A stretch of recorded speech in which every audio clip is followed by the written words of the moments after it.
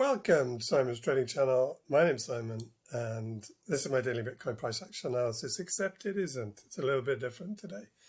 But anyway, happy Saturday to you all. Hope the start of your weekend is going well and you're enjoying some sunshine. It's certainly sunny here in Wales today. Right, the screen before you is a weekly on Bitstamp and it has a lot of numbers. This video is a bit of probably a slightly controversial one. On the Bitcoin halving. Now, bear with me and hopefully you'll enjoy it. Feel free to leave comments down below if you think it's a load of rubbish. But I'm effectively just interpreting some numbers, and these numbers are based on weeks. Okay, so as a quick reminder, the Bitcoin halving is when basically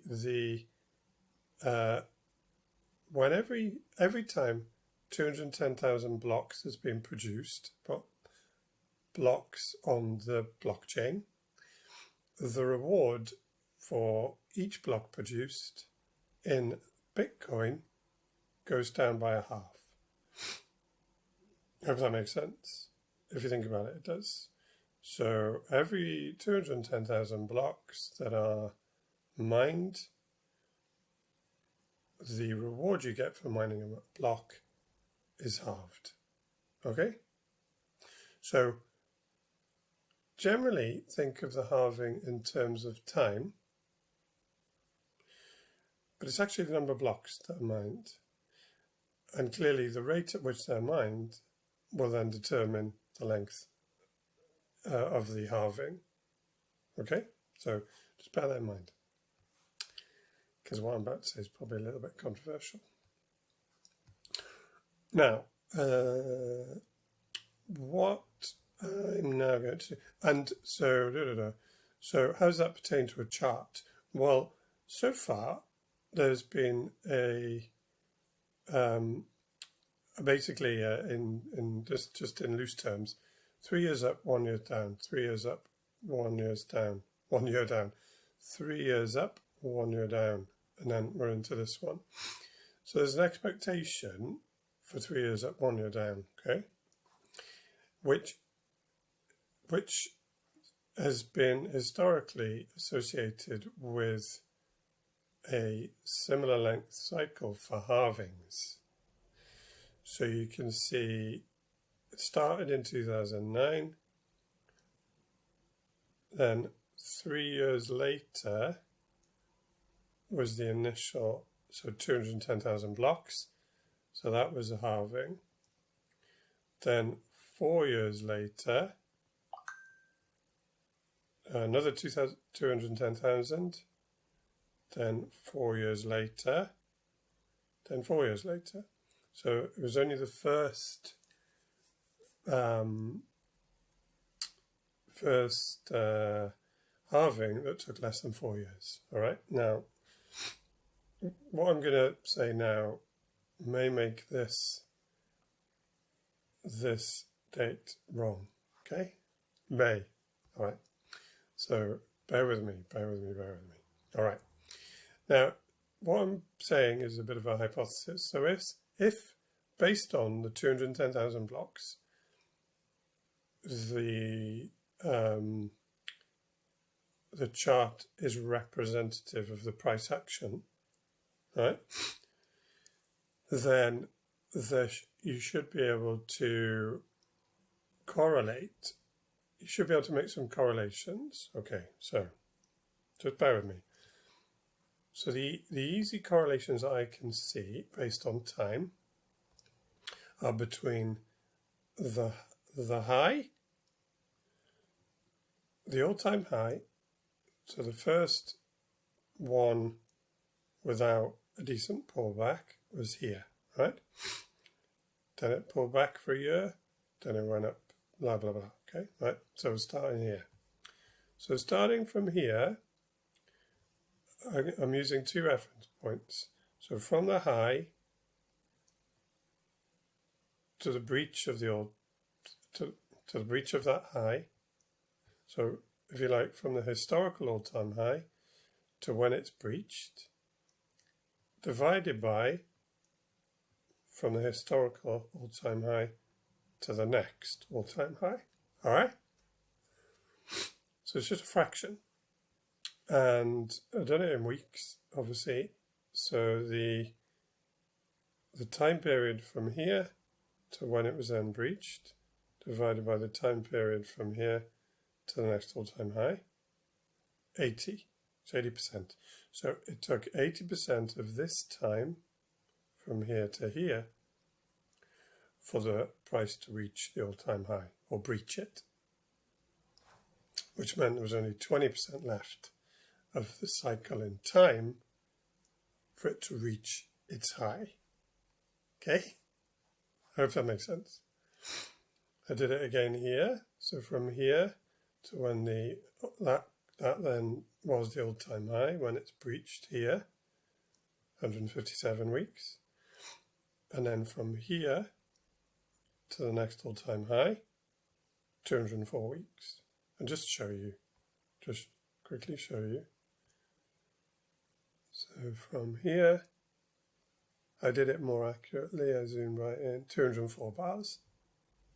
Okay, 204 weeks. So this divided by this in weeks gives you 77%. All right.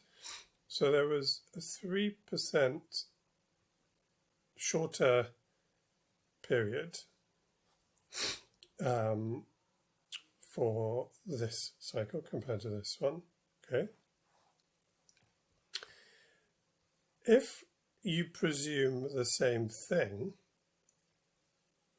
if this cycle that we're in, or the Bitcoin is in, nothing to do with me, is 3% shorter, then this equation has to equal 74%. Okay? You can work out the first part of 122 because Bitcoin already breached the all-time high. Not by much, but it did. And I measured the other two from when they breached, and one of them was not very much.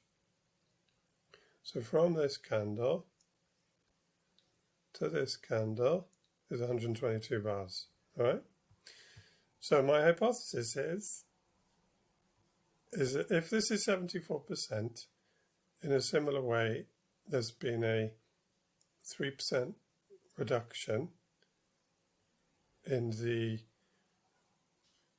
fraction, okay, then this has to become 164.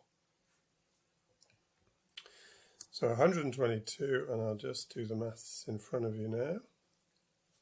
122 divided by 164. Oh, it's backwards on the screen. 74%. All right. Now, you're probably thinking, yes, so what? Well, so what that means is that the distance from this high to the next high is 164 days, if my hypothesis is correct. Right? So, sorry, 164 days. So 164 days from the previous all-time high, not days, weeks. Again, I'm getting all my timelines mixed up, which is ironic when you're doing a video about timelines. Timelines. So from, what happened then? So 164 weeks from the previous all-time high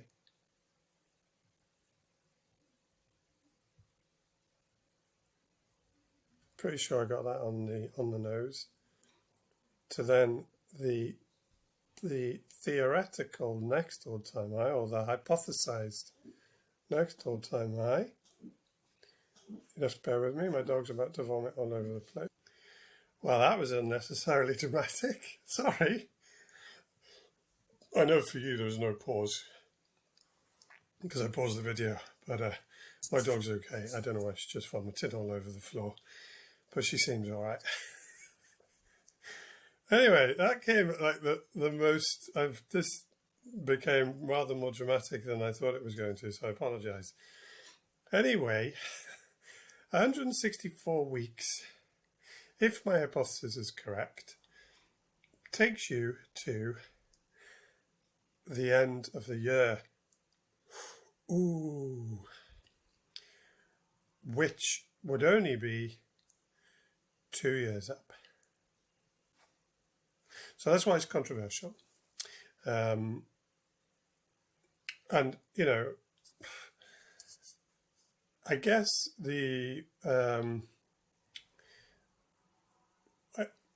I mean, for this to be true or come to fruition, obviously the rate of mining is going to have to increase.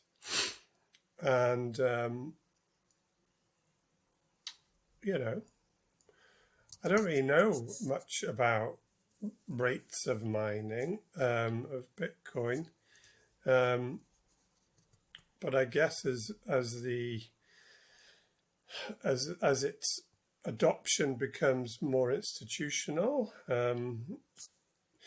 it may be that kind of triggers institutions to not only use it as an investment tool, but also to mine it. I would have thought the key factor, though, to make this come to fruition, i.e. increase the rate of mining, there's got to be probably a reduction in energy cost, and that's unlikely to happen in the next 12 months. Not even 12 months, 9 months, because I think as everyone on the planet knows that cost of energy has certainly gone up in the last few years. So this is a kind of mathematical hypothesis, but may in reality turn out to be a load of rubbish. But I thought it was interesting, and I've chucked it on the charts for you all to look at. Feel free to drop a comment below and say, Simon, that's a load of rubbish, and I'll completely accept that. But I'm just describing this pattern that shows the relationship between